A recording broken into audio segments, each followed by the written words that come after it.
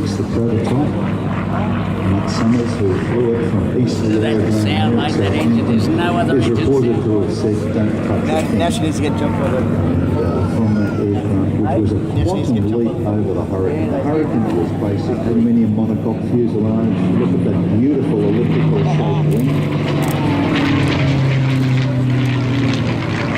But still using the Rolls-Royce PV12 Merlin engine.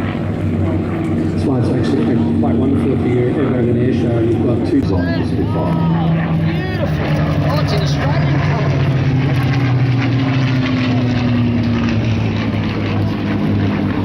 Beautiful. One of the two Spitfires. My second favourite aircraft.